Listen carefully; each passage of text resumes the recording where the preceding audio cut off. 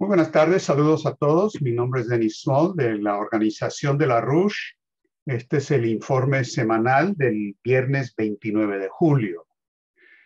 Quiero empezar con la información muy significativa de que el gobierno de Ucrania y en particular el llamado Centro para Contrarrestar la Desinformación ha publicado una lista de enemigos, dizque agentes de Putin o fuentes de desinformación rusa, que lo han publicado internacionalmente. Son unas 70 personas, entre las cuales las primeras 30 personas son individuos que han participado en las reuniones del Instituto Schiller. La principal enemiga de los neonazis ucranianos en la lista es Helga Sepla-Rouge, la fundadora del Instituto Schiller. Y entre la lista de las 30 personas que participaron en nuestras conferencias están chinos, norteamericanos, franceses, candidatos políticos estadounidenses como Diane Sari y Jeff Young. Está el coronel Richard Black de Estados Unidos, está Graham Fuller, ex embajador de Estados Unidos, Jens Jorgen Nielsen de Dinamarca, Wang Wen de China, en fin. Y entre los otros individuos que ellos señalan, otras 40 personas que no participaron hasta la fecha en las conferencias del Instituto Schiller. Esto incluye individuos como la ex congresista Tulsi Gabbard, el actual senador en Estados Unidos de Rand Paul, está Marine Le Pen de Francia, Glenn Greenwald, y estaba, pero lo quitaron, Lula da Silva. Está también Scott Ritter, una persona que ha anunciado de manera muy eficaz el peligro de guerra, como lo hace también Tulsi Gabbard. Y a todas estas personas lo que dicen, y esto salió publicado el 14 de julio, hace 2 semanas, en la página misma de este Centro para Contrarrestar la Desinformación, que es parte del gobierno de Ucrania, establecido años atrás con apoyo directo del Departamento de Estado y de la inteligencia británica. Lo que dicen en una conferencia que dieron este mismo día, el 14 de julio, el director de este centro, Andrei Shapovalov, dijo lo siguiente, que hay individuos que están participando en desinformación. Dijo, estos son terroristas de la información y deben saber que van a tener que responder ante la ley como criminales de guerra. Cierra comillas. Ahora, esto va mucho más allá que el simple macartismo. Esto es una amenaza directa. Lo tomamos muy en serio porque viene de gente que son conocidos neonazis o nazis abiertamente, y es una indicación del nivel de desesperación por parte de los controladores del actual gobierno en Kiev por el hecho de que su llamada narrativa, es decir, su discurso, su versión falsa de la historia, simplemente no está prosperando. Y todo lo que han iniciado en torno a la de Ucrania se está desbaratando. Ahora, esto ha salido publicado en varios medios internacionales importantes. Newsweek, salió en el programa de Tucker Carlson, en Fox TV. Él puso a Glenn Greenwald y Tulsi Gabbard en su programa para denunciar todo esto. Salió en Alemania en el Berliner Zeitung. En muchos de estos casos tratan de hacer caso omiso de Helga Sepla-Rouge y a veces no mencionar el Instituto Schiller. Sin embargo, claramente esto va dirigido en contra nuestra, no porque todo el mundo que participó en las conferencias de prensa, de las conferencias del Instituto Schiller, comparte necesariamente el punto de vista del Instituto Schiller. Todo lo contrario, han venido a expresar sus propios puntos de vista, a tratar de encontrar la verdad sobre la situación. Pero lo que no quieren y lo que no toleran es que este tipo de discusión se realice en que no se traga a la gente simplemente todo lo que es la narrativa falsa sobre la guerra de Ucrania. Es decir, gente que piensa y dice que esto es provocación por parte de la OTAN y que obedece a otros designios internacionales. Ahora, en una declaración que sacó Helga Seplarush sobre este centro y su lista de ataques, su lista de enemigos, ella dice que este centro se creó en el 2021, pero al crearlo, el jefe del gabinete de Zelensky, un tal André Yermak, dijo que esta era una idea que se había estado gestando desde el 2014. Es decir, esto viene de todo el periodo de la revolución de Maidán. Esta era una idea que tenían en mente y están diciendo que cualquier persona que no está de acuerdo con las mentiras que están difundiendo y se atreve a decir algo, es un terrorista de la información y culpable de delitos de guerra. Joe McCarthy, si estuviera vivo, se quedaría con celos de este tipo de actividad fascista de parte de esta gente. Ahora, Helga Seplarush ha iniciado una carta abierta que está circulando ahora entre los que están en esta lista negra de Ucrania, y para mañana vamos a publicar la carta, probablemente con una treintena de firmas de personas que están en la lista o que han participado en las conferencias del Instituto Schiller. Y lo que dice la declaración, entre otras cosas, es lo siguiente. A nosotros, participantes en varias conferencias del Instituto Schiller, se nos acusa de promover, entre comillas, propaganda rusa en una lista publicada por el Centro para Contrarrestar la Desinformación del régimen ucraniano, que forma parte oficialmente del Consejo Nacional de Seguridad y Defensa de Ucrania, que opera bajo la autoridad del presidente. Y luego sigue la declaración. En tiempos de guerra, publicar una lista de este tipo equivale a la selección de personas como blancos.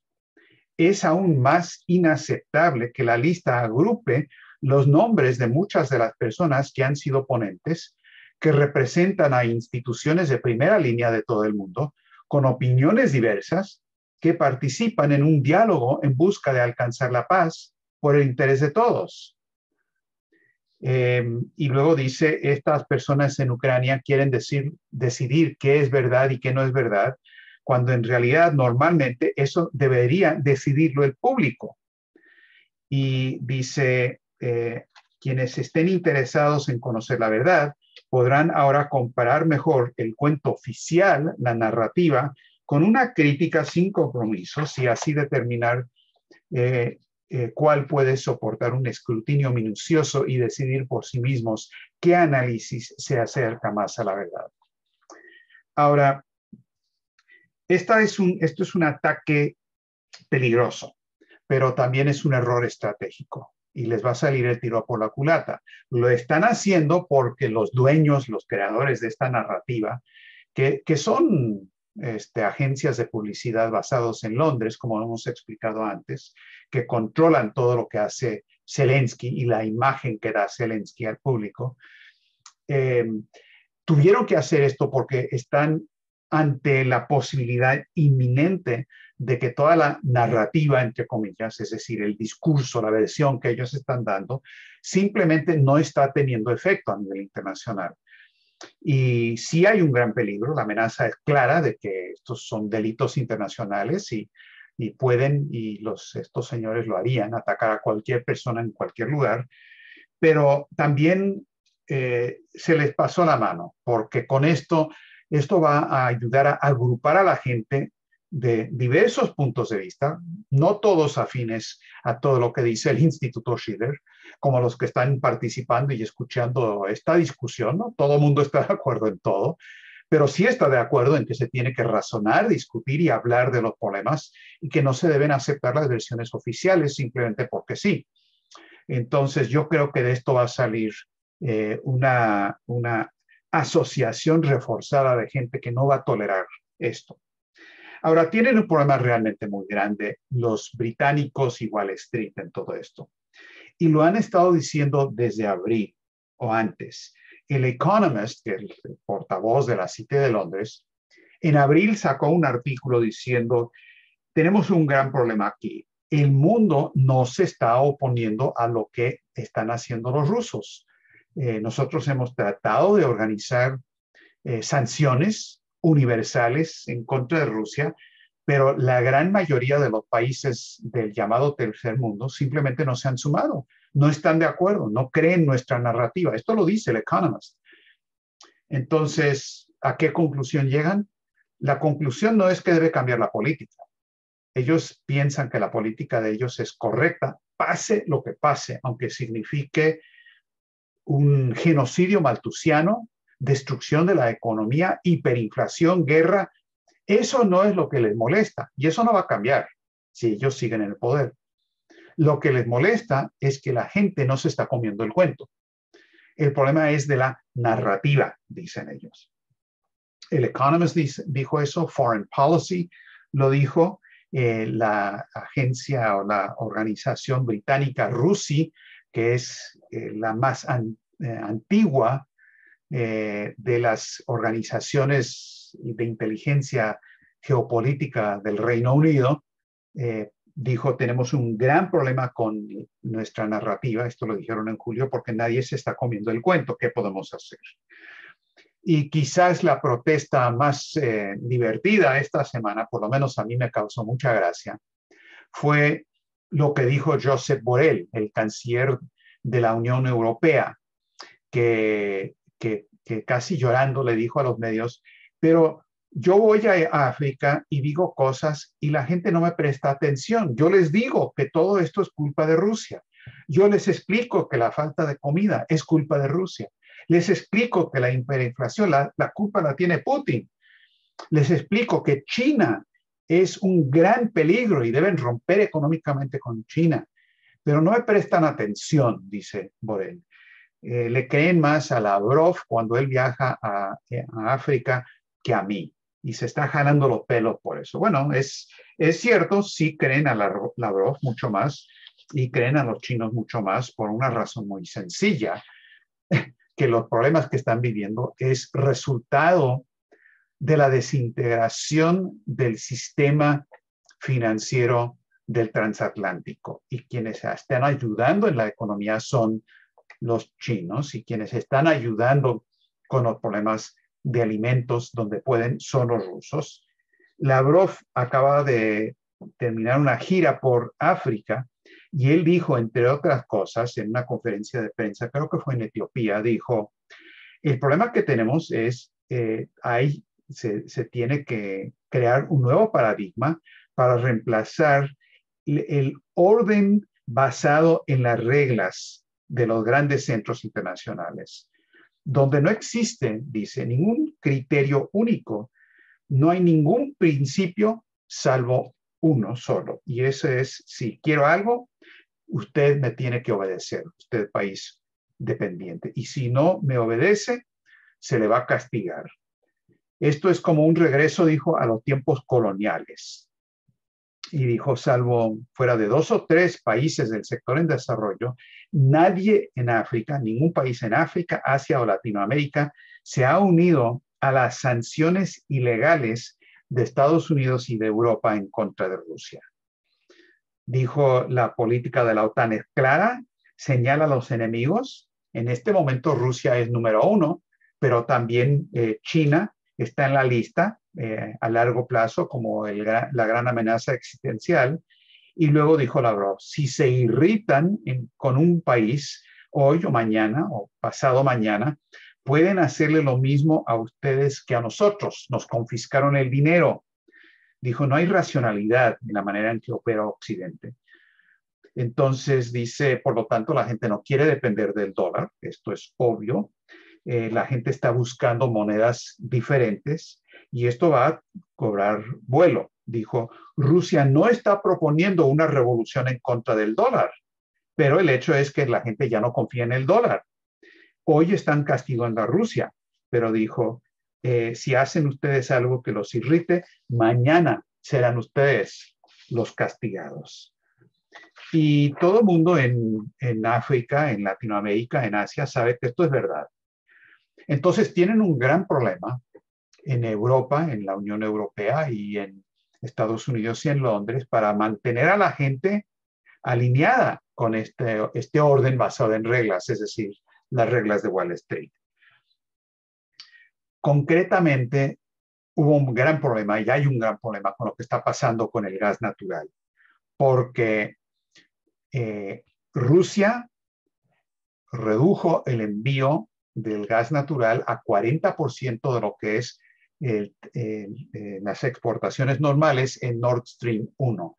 Esto lo hicieron porque tenían que hacer las refacciones y el mantenimiento normal cada año que hacen por 10 días y habían enviado una turbina Siemens a Canadá para las refacciones necesarias. Y claro, Canadá decidió que no, que hay sanciones y por lo tanto no se lo vamos a regresar.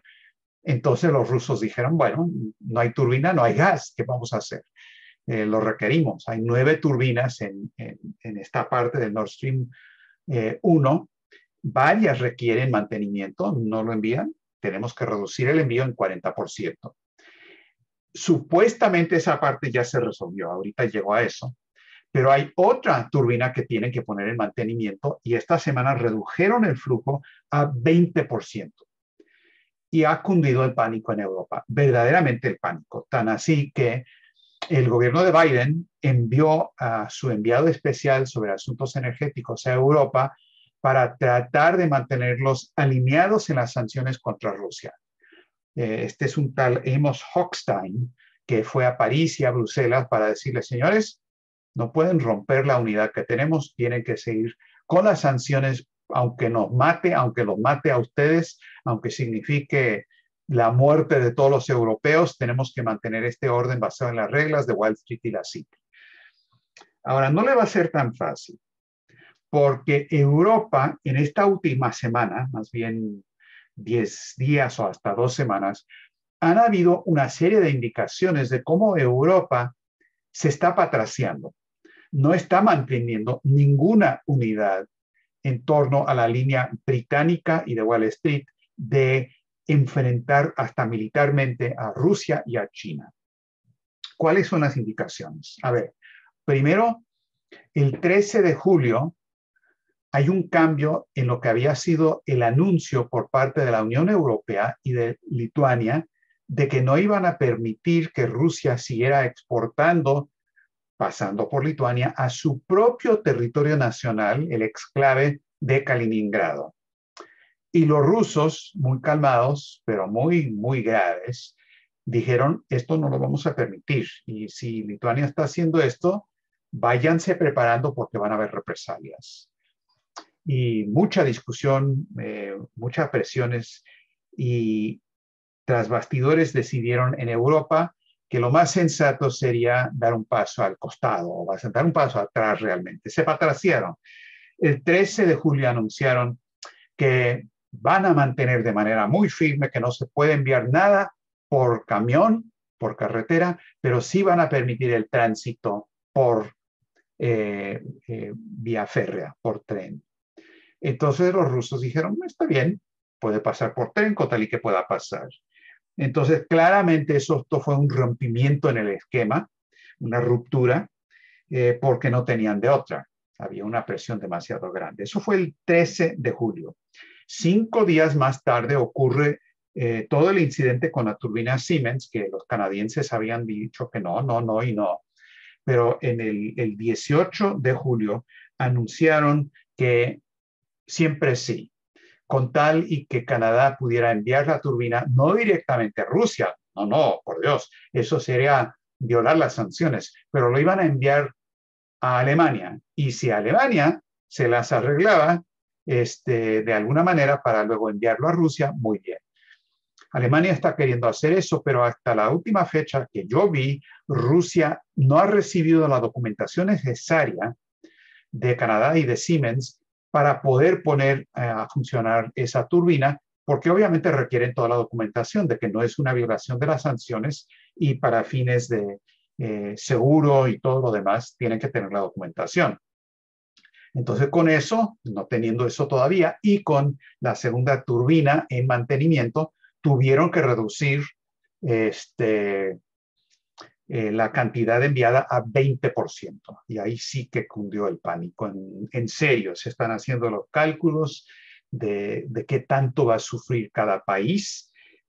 Ustedes me preguntan si todo esto del lado ruso obedece cuestiones meramente técnicas, pues no sé, pero son bastante astutos estratégicamente los rusos. Yo diría que sí, y ni sí ni no, sino todo lo contrario. A Putin siempre le gusta tener una amenaza sin llevarla a cabo completamente para producir los resultados que quiere. Yo creo que Europa, por estas razones del mantenimiento, está recibiendo una lección muy clara de lo que puede ocurrir si ellos no rompen esta unidad en torno a las sanciones totales. Rusia está sufriendo, pero mucho menos que los europeos en este momento. Entonces, esto del 18 de julio fue el segundo patraseo, el tercer paso atrás. El tercer paso atrás que dieron fue el paso más importante, que es el del 22 de julio, que es cuando por fin, después de muchas negociaciones, se llega a un acuerdo entre Ucrania y Turquía y las Naciones Unidas por un lado, y Rusia y Turquía, las Naciones Unidas por el otro lado, para permitir la exportación de granos rusos y granos ucranianos de los puertos en el Mar Negro, con las protecciones necesarias de cada lado. Esto ocurre a pesar de que Estados Unidos y Londres no querían permitir esto. Los ucranianos tienen los puertos minados, ellos son los que tienen que permitir y enseñar por dónde pueden transitar. Pero esto ocurrió, entre otras cosas, por la tremenda presión por parte de los países víctimas de estas sanciones, es decir, los países africanos en particular. Y la Unión Africana, que está sufriendo una situación de hambruna masiva. Las Naciones Unidas que denunciaron, como lo hemos dicho, que 1.700 millones de personas a nivel planetario van a sufrir hambre y quizás hambruna e inanición si no se hace algo para resolver esto. Y simplemente la presión fue demasiado grande y tuvieron que hacer esa concesión. Luego tenemos todo el caos político que está ocurriendo en Europa como resultado de esta crisis total que está ocurriendo. Cayó el gobierno de Boris Johnson, cayó el gobierno de Draghi. Hay protestas enormes en todos lados. Los agricultores holandeses están con protestas y muchas protestas con mucho apoyo internacional. Entre otro apoyo muy importante están las expresiones, las manifestaciones que el movimiento de jóvenes laruchistas realizó en todo el continente el fin de semana pasado, y hay un video muy bueno que les recomiendo de los jóvenes, que obviamente está en español, pero se puso eso con subtítulos en inglés, y eso ya está circulando internacionalmente en Holanda, en Alemania, en Estados Unidos y otros lados, donde el movimiento de jóvenes laruchistas respalda las protestas por parte de los holandeses y otros en contra de la hambruna, y respalda la idea de Helga Seppler-Roush y el Instituto Schiller de una reorganización por bancarrota y de crear un nuevo sistema de Bretton Woods a nivel internacional. Ahora, la ironía de esta situación la captó muy bien María Zakharova, la portavoz del Ministerio de Asuntos Exteriores de Rusia. Ella siempre irónica, y en esta ocasión todavía más, en un comentario que hizo en Radio Sputnik esta semana, hablando de toda esta crisis y la presión que está ocurriendo. Dijo ella lo siguiente, dijo: el aislamiento de Rusia anunciado por Occidente se ha convertido en el autoaislamiento de Occidente del resto del mundo. Solo se están colocando en una posición cada vez más estúpida y se están metiendo cada vez más en un callejón sin salida.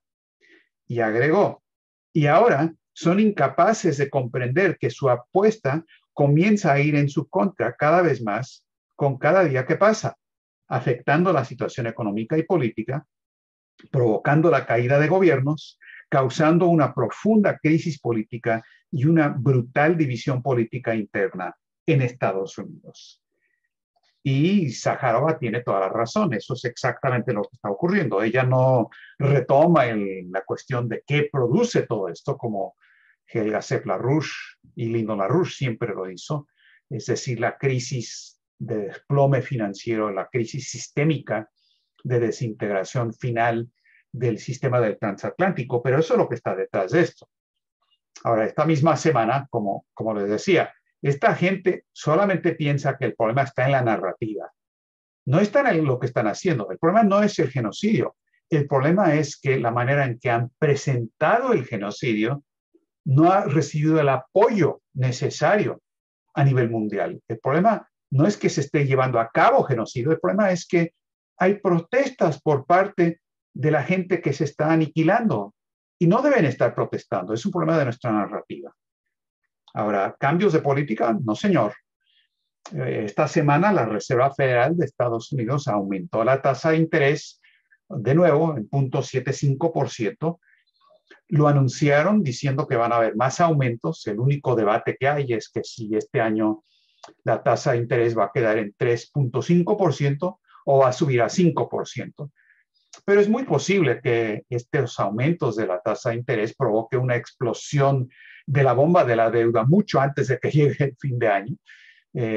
Entonces no sabremos la respuesta de eso.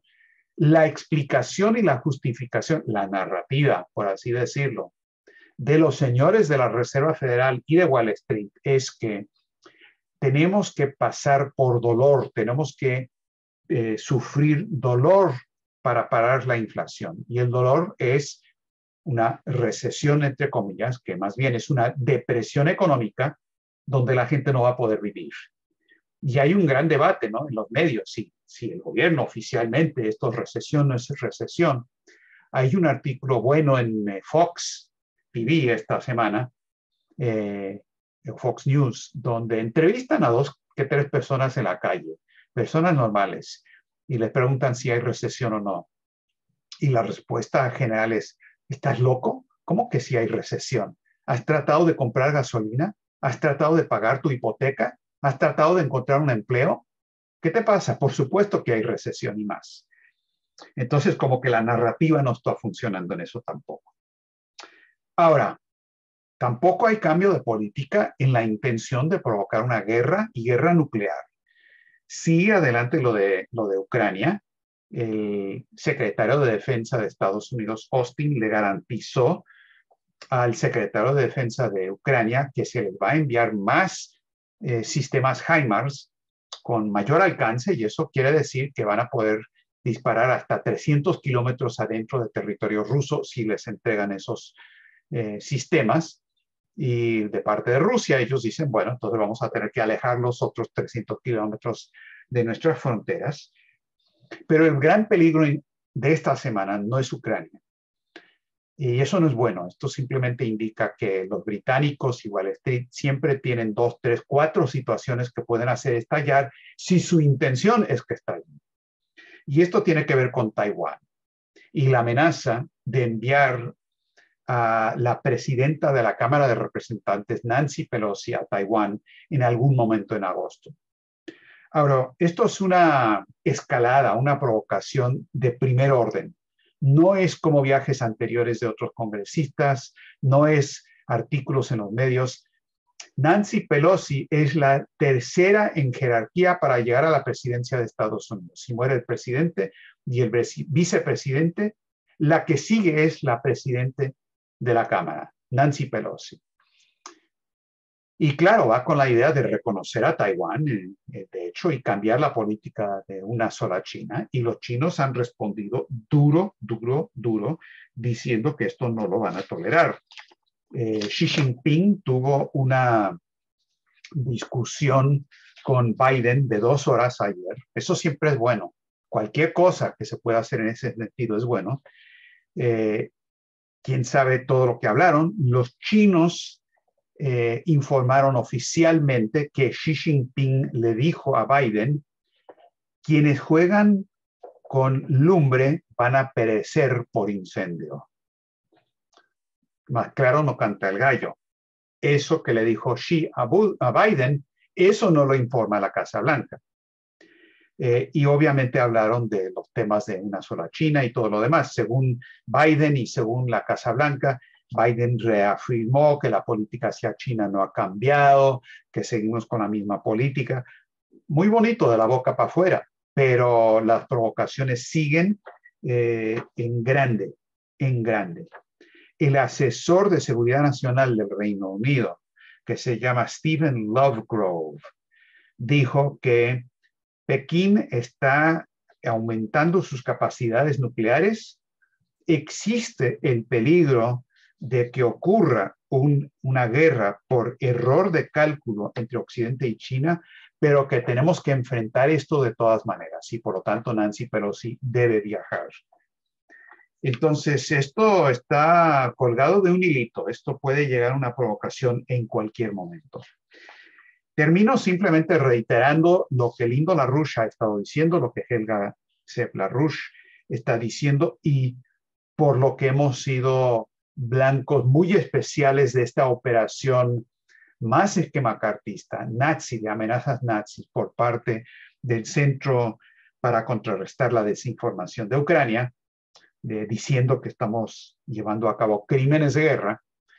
Y es que la causa del problema y por lo tanto la solución está en la bancarrota irremediable del sistema financiero de Occidente, que solamente se resuelve con una reorganización por bancarrota, un nuevo sistema de Bretton Woods y que urge llamar a una conferencia internacional en ese sentido, con la participación no solamente de Rusia, de China, de India, de los principales países del resto del mundo, sino que Estados Unidos también debería participar, pero tiene que ser el Estados Unidos de Roosevelt, el Estados Unidos de Lincoln, el Estados Unidos de George Washington y de Hamilton, que Estados Unidos tiene que dejar atrás esta política británica de guerra, de genocidio e ir en la línea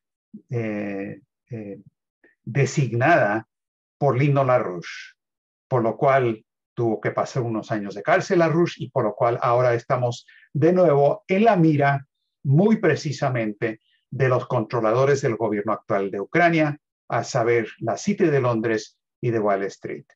Entonces, los felicito a todos los que participan como miembros del Instituto Schiller o amigos del Instituto Schiller o simplemente gente interesada en lo que dice Lyndon LaRouche del Instituto Schiller, porque obviamente estamos haciendo algo para que el enemigo nos tema.